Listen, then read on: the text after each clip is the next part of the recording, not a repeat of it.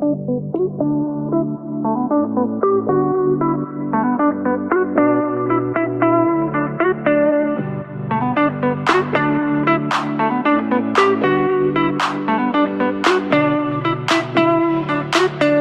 the Road to World Cup 26 podcast, your deep dive into everything FIFA World Cup every single week.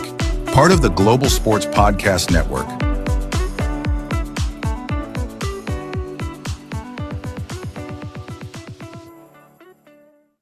Listening to Road to World Cup 26 podcast. A very good day to you wherever you are listening to in the world. My name is Nick Britten. I am your host. As ever, I am joined by my faithful hound, Mr. Kenneth Davies, Esquire. Mr. Kenny D, how are you, my friend?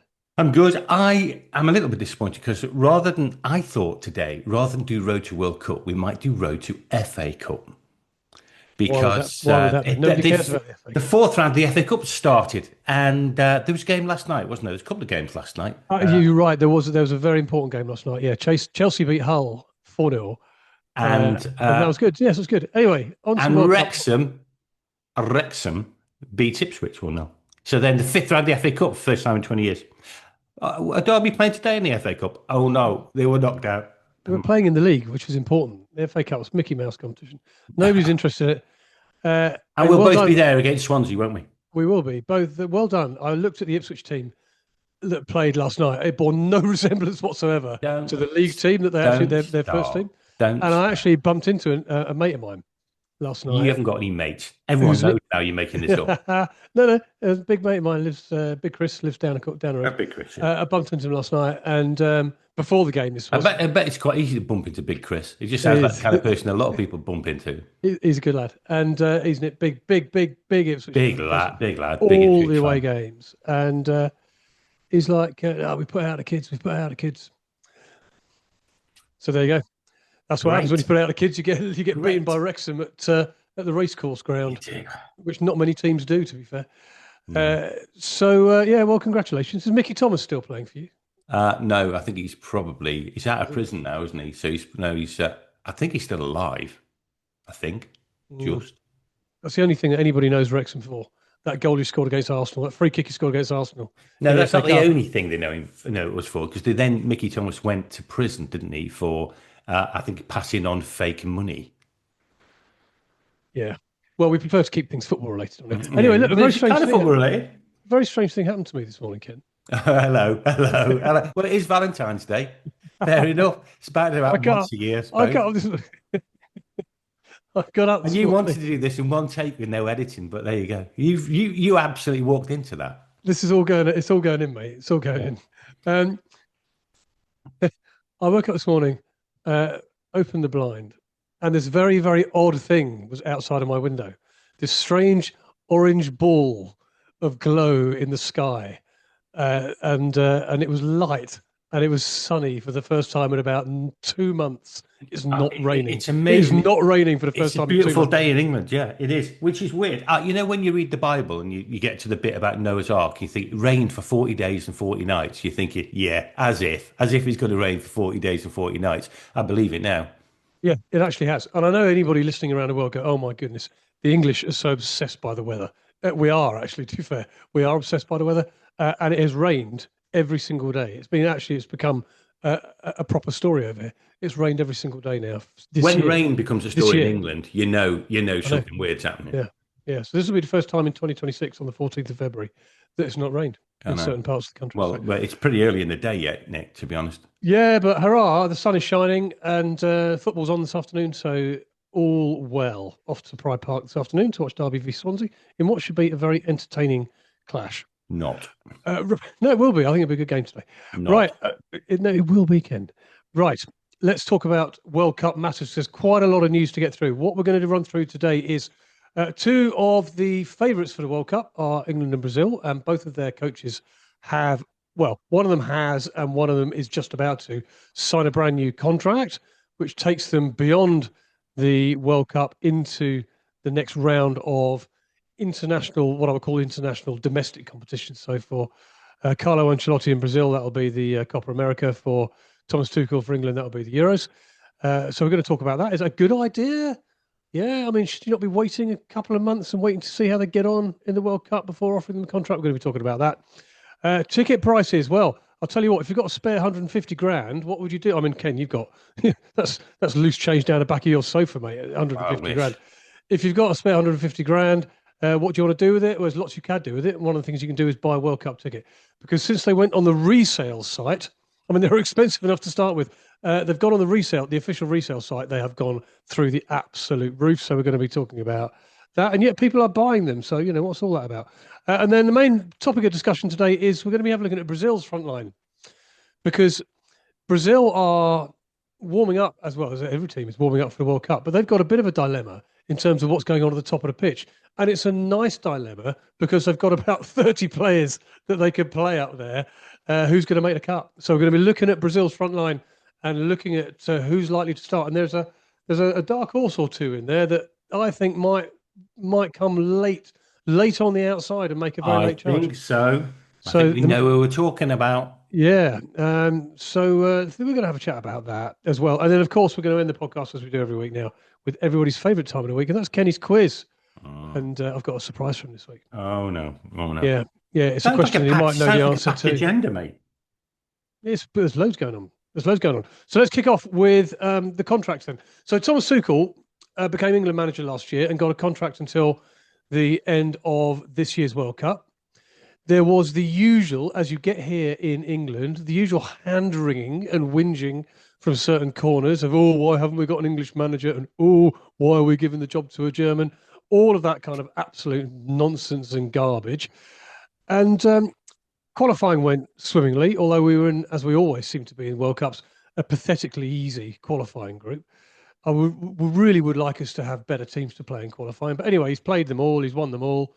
I think we only conceded a goal or something. Didn't concede any, did we? We not concede any at all. I don't think we did. I mean, it's just, honestly, there's no value in this.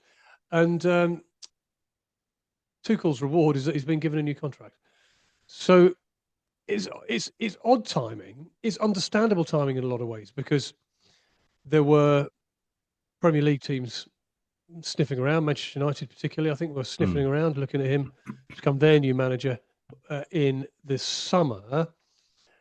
Why didn't Tuchel get a 4-year contract in the first place, Ken? That's an interesting question.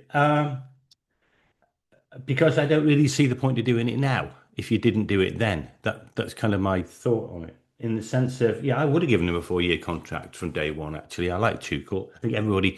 I think his stock has risen quite sharply as England manager, in the sense of he's come across as a real strong character. He's come across as someone who is very good at managing highly demanding players, highly entitled players, people who are used to getting their own way. Tuchel has come across as being a very, very strong individual in that situation. And I think teams, Man United, a great example of that, are really quite attracted to that. They want the old Alex Ferguson kind of, do not mess with me, my friend, or you'll regret it. Tuchel has definitely got that thing about him. And therefore, I think his stock has risen on that front. My problem with it is, going back to what I said, I don't see the point of it. If you're going to give him a 4-year contract, I would have done. I don't think he's done enough to earn it now. It's totally unbeaten. Let's start here. Totally unbeaten qualifying campaign.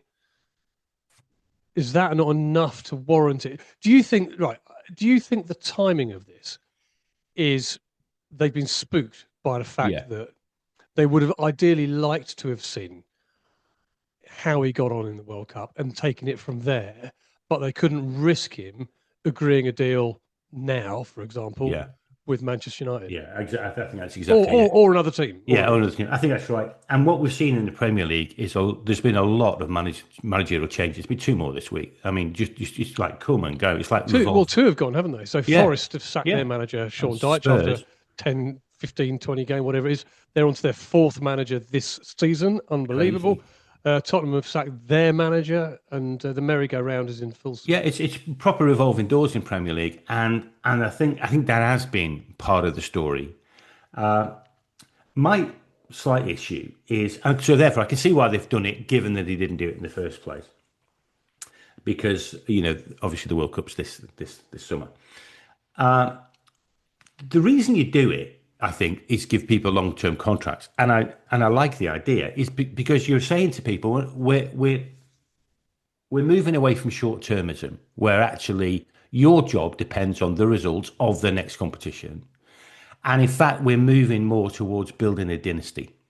And we're going to talk about that, because the same really applies to Ancelotti, but just specifically on Tuchel. I think England have seen enough to say, we want to build around this guy. And, maybe we should have seen it when we appointed him. We didn't. Our fault. We see it now. And we're gonna throw all our eggs in with Tuchel, whatever happens in the World Cup. And both me and you have predicted they're going out quite early, England. Well, yeah, I'm starting to change my mind a little bit, but I don't know whether it's even that. I don't know whether I kind of fancy that the FA wanted to have their cake and eat it. They wanted this top level coach. They wanted everything you've just said, but didn't want to take the gamble on a long term appointment just in case. And what in case anything went terribly wrong in the qualifying? Yeah, maybe. It never was though, was it, against those teams? No, it was never go. But just in case it didn't work out, 100% record. But just in case it didn't work out, I don't know, mate. I'm actually a football coach.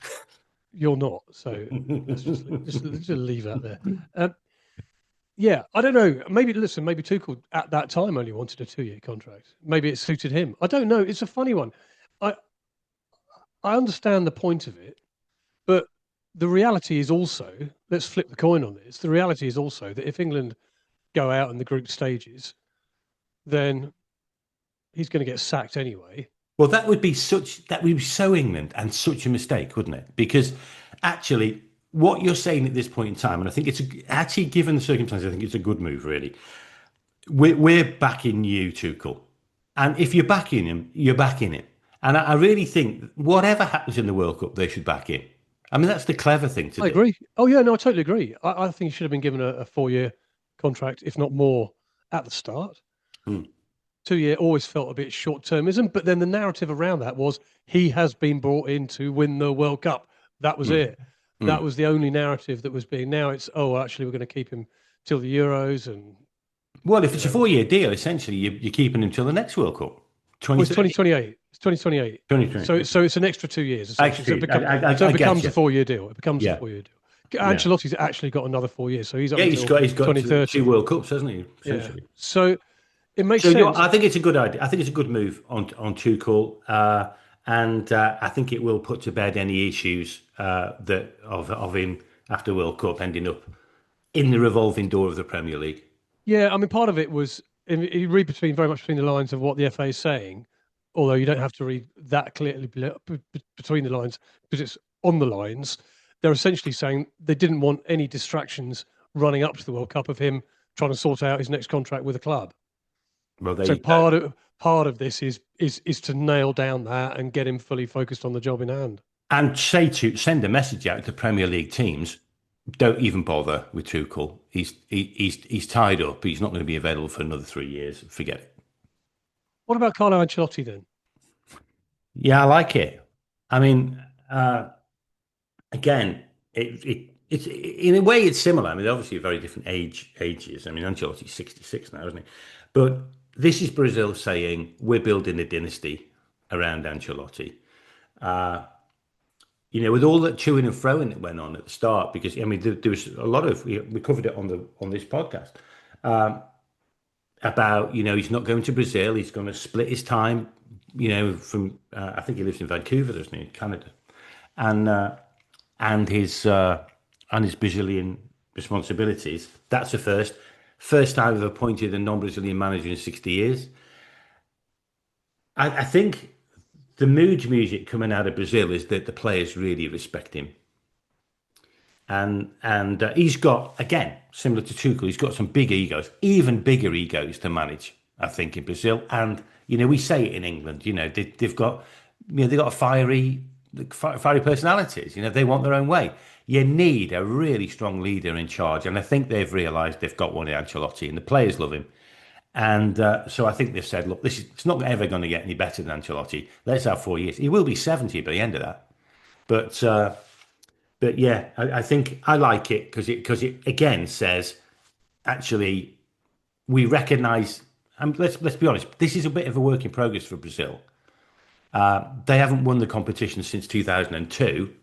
They had a slightly dodgy campaign. You know, they lost to Argentina, Paraguay, Bolivia, and Uruguay. There's no real expectation or no real reason to think he's going to win it from there in a year. So, but we do believe he's going to bring it back to Brazil, if not this time, the next time. So I'm all in favour of it. I like Ancelotti, and I think Brazil are doing a good thing. I think in the middle of that, you've got the Copa America, which they had a very poor campaign last time out. Yeah.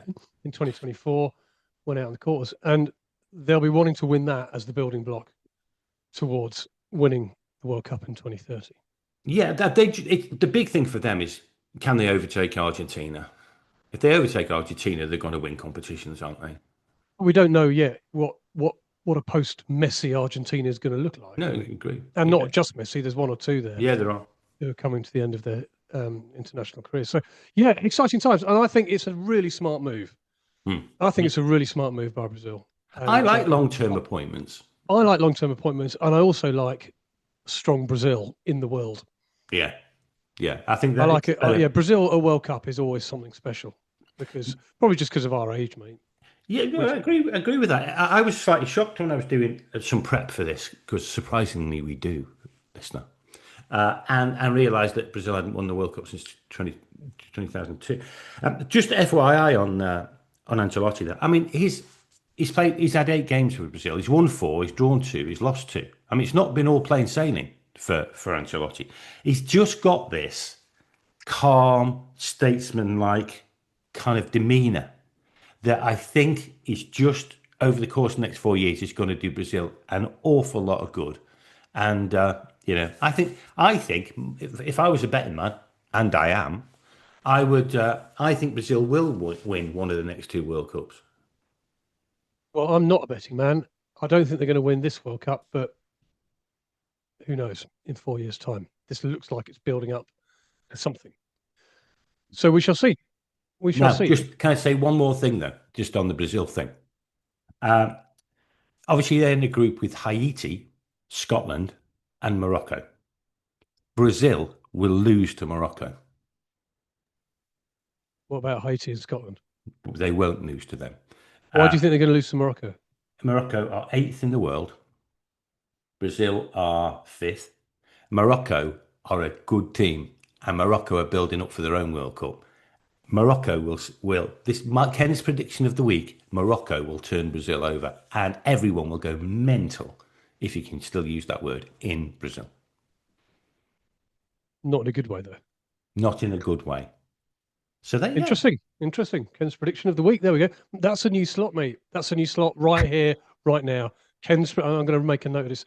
Ken's prediction of the week is a new slot on Road to World Cup 26 podcast, officially. There you go. And he kicks it off with a cracker. Kicks it off with a cracker. Yeah, I like that. Morocco will right.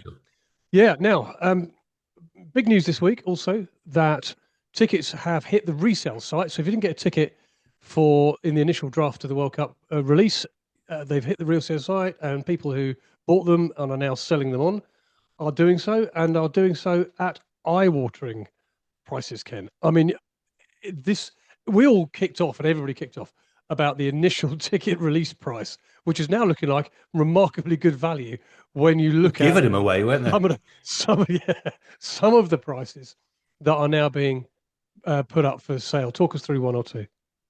Yeah, this is a really interesting debate, this, and I want to come back to debate whether this is a smart thing or not. But so just to kind of put this in kind of perspective. So FIFA's opened its official resale platform, and obviously tickets are several times the face value. Interestingly, just in the context of this, of course, Infantino made a big thing when he launched this. FIFA making 15% fee, by the way, on every sale. Infantino is saying, well, if it goes out to kind of just the standard commercial resale sites, ticket prices are going to skyrocket. Yeah. And because that's what they do. And guess what? Exactly the same things happened on FIFA official sites. FIFA are going to make a fortune on this. So just give you some specific examples.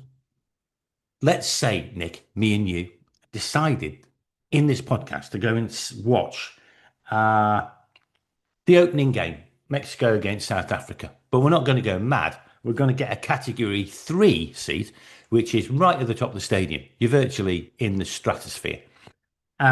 Original price for that, one of those, at $895. And like me and you, a couple of weeks ago, saying I ain't paying $900 nearly to go and watch Mexico against South Africa. 0-0 written all over it, maybe 1-0 to Mexico.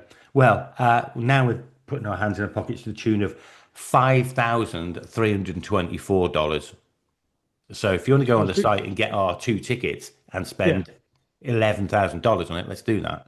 And bear in mind, these are the sorts of stadiums. And if anybody watched the Super Bowl last week, you can, if you're in these kind of category, low category seats, i.e., you're at the top of the stadium, top of the stands, you can absolutely watch the game on the big screen because you can't see the pitch. You're that far away. It's always a bit of a worry when you get issued with a parachute when you go in. You know what I mean? It's a long way up. Well, they like to parachute people into these things, so it's a bit worrying when the plane's below you and the parachute jumps out. It's no good if you've got vertigo, to be honest, and I'm not paying £11,000 to find out whether I have. So that's an example. Another example, Nick, which I think you alluded to earlier, is if you want a similar Category 3 seat at the World Cup final, it's expensive. It's $3,450 to go and see the World Cup final. But hey, it's the World Cup final. There's one now being advertised for $143,750. Now, just because someone's advertising at that price doesn't mean they're going to get that. And they will. Somebody will pay that. Somebody will pay that. I guarantee you that somebody will have. Somebody will be rich enough for that to be just cash out of their pocket. Like you and I would nip down a pub and have a pint. Yeah. That's what it'll be to them. Scary, isn't it? But so just bear in mind that the original price of Category 3 World Cup tickets final tickets were $3,450. Their cheapest ticket for the World Cup final now is just shy of $10,000, $9,775. This is all from Wednesday. It all might have moved because it's now Saturday morning, but it won't have moved that much. Now, by the way, though, just on the upside for fans, it does go the other way, but not very often and not by much. So some have fallen.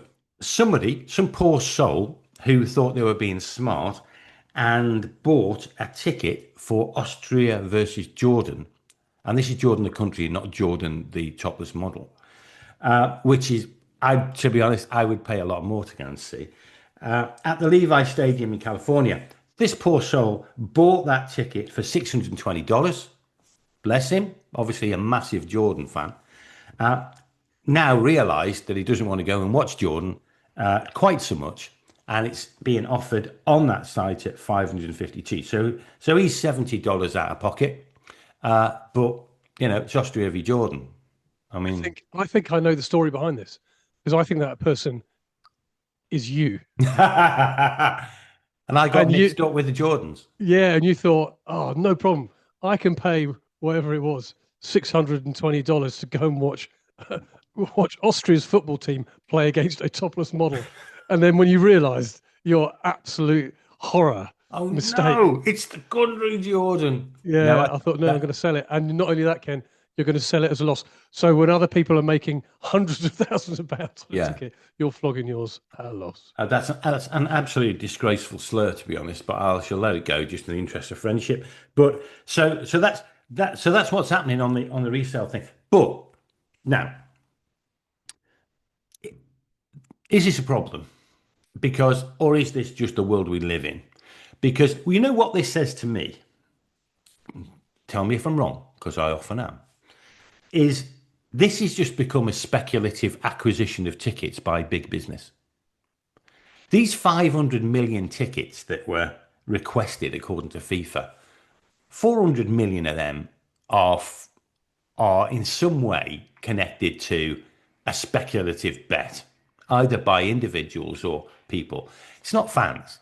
It's not fans. It's people thinking these things are only going to go one way. Let's get as many of them as we can and flog them and we'll get 85% of the upstep, if you like. So I just think it's a dreadful way of doing it. And the only people who suffer are real fans. And I think we need to look at this because I don't think it works very well. Discuss. You're wrong. Oh, okay. No, you're not. You're probably right. I just like saying it. Listen, it's either individuals buying with no intention whatsoever of going, or, as you say, it's just scalpers, as they are called. It's just scalpers, huge, bots, AI systems buying up loads and loads of tickets and then selling them on. Yeah, for vast profit. That can't be the best we can do. It can be the best. Well, no, I think it probably is the best we can do because FIFA aren't bothered.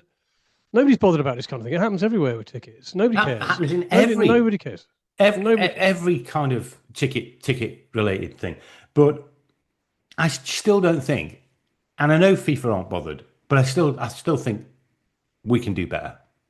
I totally agree, but I think it's that kind of utopian vision of only fans go to the games and tickets are shared, sold only at face value or resold only at face value. It's just a pipe dream. Oh, no. I mean, am I living in the 1950s still? No, well, to be fair, I'm not sure. I wasn't, by the way, living in the 1950s. Just want to point that out. You were living in the 1850s. I bought some tickets last year to a concert and sold them on the official resale site, and you are only allowed to sell them at face value plus 10% or something like that. You can't sell them for 150 grand for a 60 quid ticket.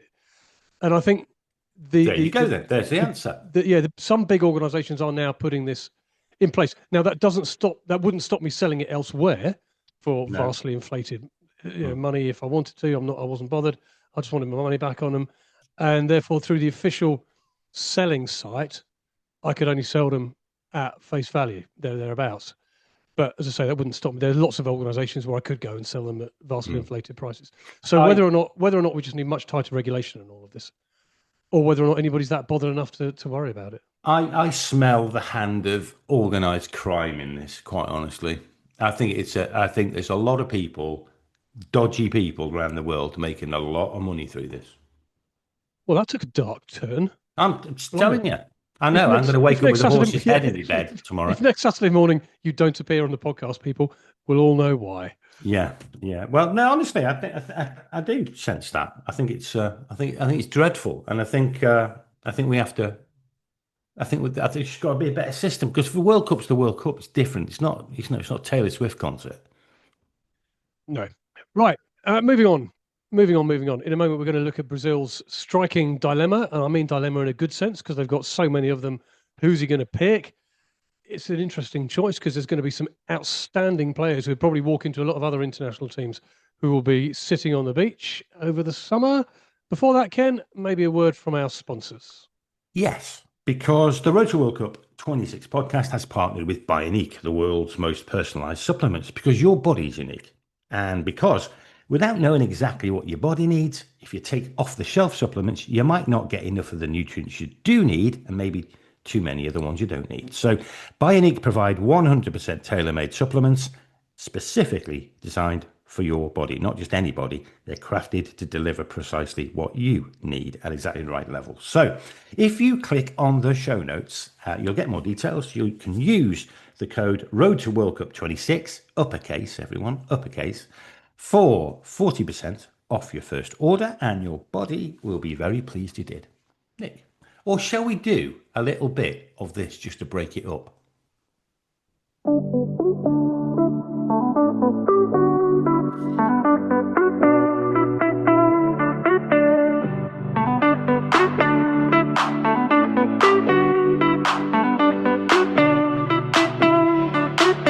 It's the Road to World Cup 26 podcast, your deep dive into everything FIFA World Cup every single week.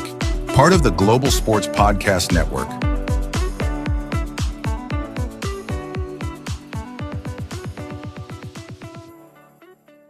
get in touch with us here at the podcast, so the best way is email road to World Cup 26 at gmail.com, road to World Cup 26 at gmail.com.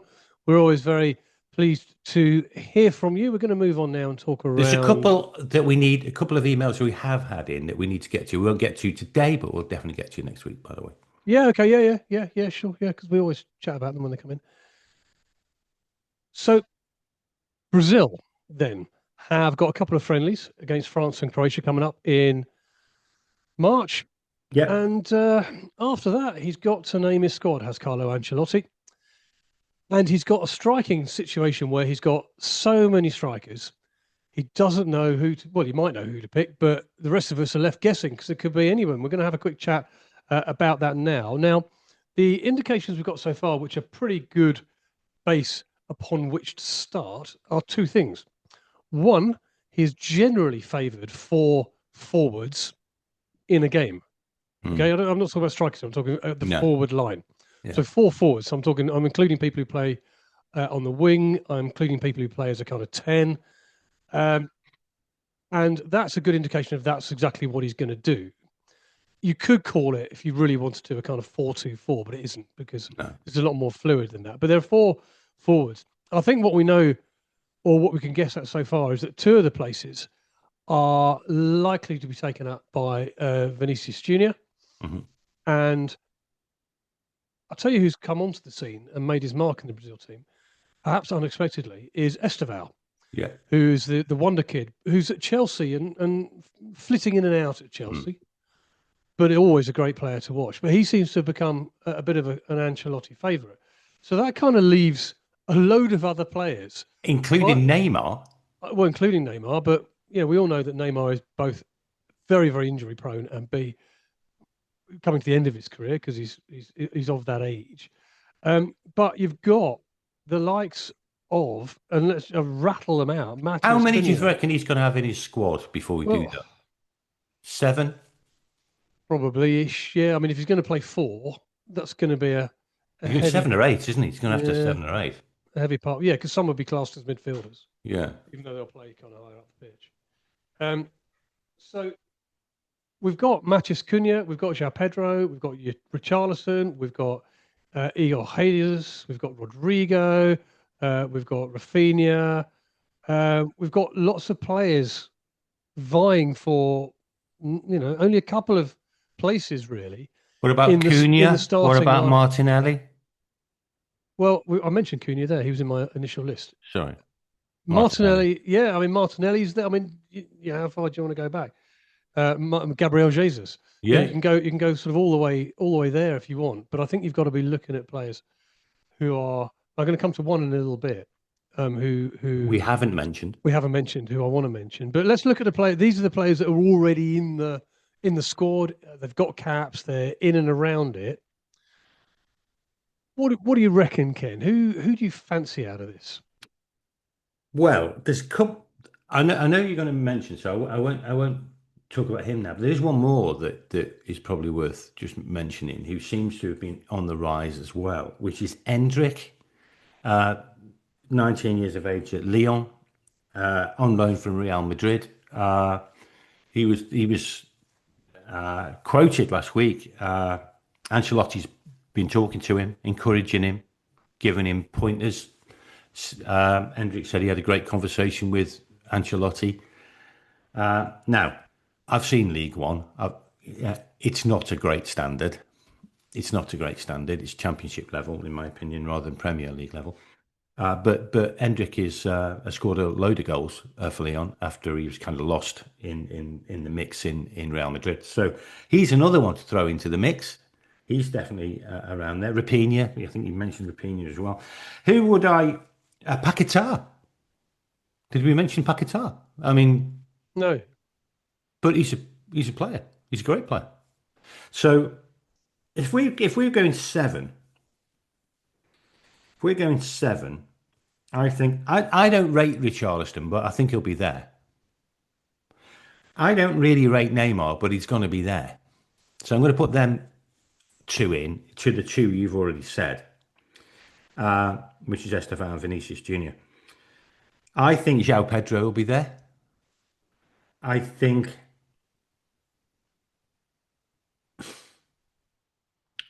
Rapini's having a good season, isn't he? As well? Yeah. Uh, Go on. Rapina, Cunha. Some are going to miss out here. I know a lot are going to miss out. Some are going to miss out. Because the one we haven't talked about, which we should talk about, I want to see there because he deserves to be there. Well, here's an interesting one. So this mystery striker we're talking about, he's never had a cap, but he has absolutely burst onto the scene this season in the Premier League in England. Is Igor Thiago, Amazing. who is the second leading goal scorer behind Erling Haaland in the Premier League. He scored 17 goals, which is 7 more, by the way, than João Pedro has at Chelsea. And it's for Brentford. And it's for Brentford. And he has absolutely burst onto the scene. He is a really, really good player to watch. And if you look at the stats alone, he deserves a place on the plane. He deserves to be there. However, I think the thing that counts against him more than anything at all is the way that Brentford play and the way that Brazil plays. Because if you watch Thiago's goals, he favours, and indeed a lot of his goals come from balls over the top that he's able to run onto. He's like a battering ram. He shrugs off the defender and he scores. In the Premier League, you don't see many teams just sitting back against Brentford. That's no slur on Brentford, by the way. They're having a really good season again. And that's the opposite way that teams will approach playing against Brazil. Against Brazil, they're going to sit back and you've got to have to try and break down potentially 2 banks of 4 or 5 even through the midfield and through. And that's they're in the middle of all of that chaos of 16 football players in and around a penalty area. You need craft, you need skill, you need touch, you need all of that deftness of play that might count against Thiago. Yeah, I like to see Thiago there because I think Thiago can create space for other players. I just think Thiago is such a dominant force and dominant physical presence. So he's going to draw defenders to him. And I think that's actually going to be, I think you need that kind of variety and versatility. Just one thing to add on the stats side, which is really interesting, which is an argument that Thiago is the best striker in the Premier League, is this. His conversion ratio of shots to goals is the highest in the Premier League. So his if he has an opportunity, he has the best chance of scoring. 28% of his shots end up in the net. 28%. Yeah, he had a couple of great chances against Arsenal in midweek. Yeah, but I mean that's amazing. Missed them both. Yeah, a couple of great. But he's the highest in the Premier League. His shot accuracy is also the highest in the Premier League. 56% of his shots are on target. Now, that's amazing. Imagine if he was playing for a Man City or a Liverpool or an Arsenal or a Chelsea. He'd be top of the goal scoring chart because you just get a lot more chances. He'd just convert load more. He plays for Brentford. They don't make that many chances, and he's still that good. So, two things. Thiago won't be at Brentford next season. Absolutely no chance. He's going to be with one of the top teams in Europe or UK, and I think that performance deserves him a seat on the plane. And he's never played for Brazil. We have to say that he's never played for Brazil. That's a big issue. It's always harder to get your first cap than your second one. Somehow he needs to force his way into Ancelotti's thinking, and he's doing a great job, in my opinion. Well, we'll have a good indication, won't we, in the next 2 games? Because if he's not really featuring in the next 2 games, then he won't be there. He won't be there. If he gets a start, plays well, scores a goal, then he's made a case for himself.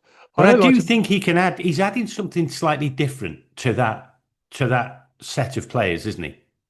He's adding a different dimension. That's the other thing I was going to mention is that he offers something different. Where whereas to counteract my own argument here, where I've said you need players with touch, vision, deafness, all that kind of stuff to play in amongst very, very crowded goal mouths. He doesn't. Maybe we do need something different. Maybe we do need that battering ram, that traditional number 9. And I think that's the point. That this is both his strength and his weakness here. he's a traditional, what I call a traditional number 9. And you look at all the other ones we've mentioned, and perhaps they're not. They're more either play on the width. Richarlison's the closest, but Thiago's miles ahead of Richarlison. He is, but Ancelotti likes Richarlison. He managed him at Everton. Yeah. He trusts him, and we always talk a lot about managers trusting players. And when we're as supporters going, why isn't he doing this and why isn't he doing that and why is he playing him and not him? It always comes down to, well, yeah, as a coach, I trust this player to do a job for me. And yeah, that was the whole Jordan Henderson debate in England for ages, wasn't it? Yeah. And so, yeah, that counts for a lot. It does, but it shouldn't do really, in my opinion. Just before we move on, I should say, and I'm not saying this for any other particular reason than I like proving you wrong. Junior Krupi at Bournemouth, the young lad who's just broken through this season at Bournemouth, has a 32% goal conversion rate. So there you go. Yeah, but off about 4 goals though. No, you said it was the highest in the Premier League. It isn't. Okay, thank you. And actually, Nemetra at Leeds has got a 30%. Okay, but you get my point. I get your point, and your point is valid because in the top. Thank you. It is valid because when you're comparing him to, if you look at the other players in the Premier League, Haaland, Semenyo, João Pedro, Ekitike, the top strikers in the Premier League. They're all behind him. They're all behind him. And there's a reason why I've had Igor Thiago in my fantasy league team from day one, and he's the only player I've had in that's remained in from day one. Yeah, and that's the reason. Great player. That's why. So I hope he gets on a plane, but there's a lot of competition. It'll be very, very interesting to see what Carlo Ancelotti does in the next 2 games, who he plays, how he plays them, and how that's going to shape his thinking ahead of the World Cup. Yep, indeed. Right, we're going to finish the podcast as we always do with Kenny's quiz. Oh, hey, everybody's favourite time of the week. 3 questions broadly related on topics today, actually. Okay. Broadly related on stuff that we have been talking about. Ooh, no excuse then. No excuse. So question 1, Ken. This isn't the question about England. It's not about football, but it's about England. What, England the country? Yeah. Okay. That's just a vaguely English-related question. All right. So the pipe's out. That's good. Always a good sign. The All England Club. You heard of that, yeah? Yeah. Heard of that? The All England Club is known for hosting the Wimbledon Tennis Championships, one of the big 4 Grand Slams. But its full name includes the name of which other sport? Oh, I think I know this. Oh, dear. Oh, no. I think That's so disappointing. I think I know this. I think it's croquet. Oh, it is croquet. It is croquet. Have you ever played croquet? How did you know that? You must I'm a be member. I'm a member of the All England Club. You must be a secret mallet. No, I beg your pardon. I'm actually, I was croquet champion, Cheshire croquet champion, 1996 to 1998. Right. Okay. Yeah. Have you ever played croquet? Yes, I played croquet. Yeah. The thing, and by the way, for people who don't know what croquet is, it's like a small potato covered in. No, that's a croquet potato. No, it's like you have balls on this kind of like a bowling green, and hoops, and you have mallets, and you try and knock your ball through the hoop and stop the other person knocking their ball through the hoop. It sounds shit, and actually it is. Which is why you play it. Yeah. Well done. You got that right. Thank you. Disappointing. Right. It's a great start. The pipe is working today. It's not often you get the first one right. Okay, number 2, this is a question about Brazil. Okay, oh God. Croquet. What percentage of the Amazon rainforest is located in Brazil? Roughly. I'm going to give you 5% either way here, because it's a great thing to know, but a difficult thing if you don't know. So you have to educate yourself. And by the way, people at home, do play along. Do shout out the answer. Okay, I'm going to go quite a high number. I'm going to go for 75%. Well, I did say I was going to give you 5% either way. And the answer is 60%. So I would have given you 55 to 65. So you're out, mate. Oh, it's a good guess. But, all over. Not a bad guess. But no cigar or pipe. No cigar, so it's 1-1. This is to win or lose the quiz. Come on, 10 minutes to go. I know. And ball comes across. Yeah. Ken is poised to nod it in the top corner. He's rising like a salmon at the back post. Yeah. But where's the ball? Where's the ball going to end up? I'm going to put it into row F. The 2006 World Cup final was notable and highly memorable for one incident. And that was, of course, the Zinedine Zidane headbutt. Yeah. Who did he headbutt? Oh, my word. Italian. Correct. It was France versus Italy. Correct. Oh, my word. I can't just sit here in silence for half an hour. I'm getting, I don't even, Inzaghi. Inzaghi. So the ball comes across. Ken, at the far post, leaps like a salmon. It's a connection off his bonce, and it flies into Rosed. Who was it? No, the answer was, as a lot of people will know, and they would have shouted out already, Marco Materazzi. Marco Materazzi. I wasn't getting that in a month of Sundays. We know. Oh, okay, fair enough. I wasn't. Well, you know, I couldn't. I can picture it, but obviously everybody's focusing on Zidane, not Materazzi. But I was guessing. I was just trying to think of an Italian striker of the era. I think Inzaghi was of that era, so it was a chance. Well, he was obviously that era because he played in the game. Well, yeah, exactly. It had to be of that era. Yeah. So, but I thought I'd do quite well to get a player who's playing in the game. To be honest, you did well, mate. But you managed to snatch defeat from the jaws of victory there. A good, strong start at home, 1-0 up. They were tough questions. That's a tough question. I'd be interested to know if any listeners have actually done better than 1 out of 3 on that. I thought the toughest question was the first one, the one that you got right. Well, not for someone of my breeding. There's a lot I could say about that as you tuck your 6th finger away underneath your head. Right. Okay.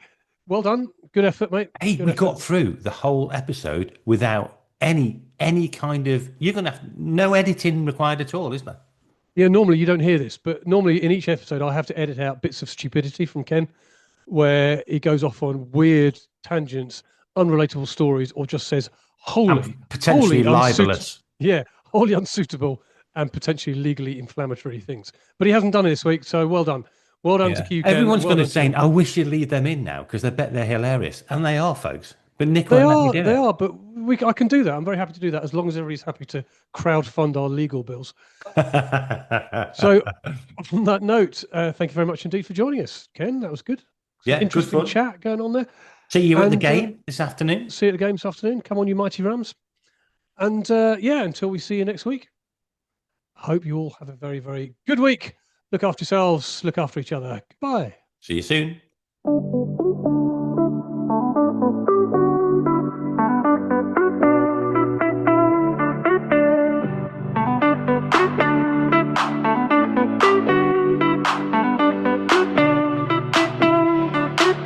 It's the Road to World Cup 26 podcast, your deep dive into everything FIFA World Cup every single week. Part of the Global Sports Podcast Network.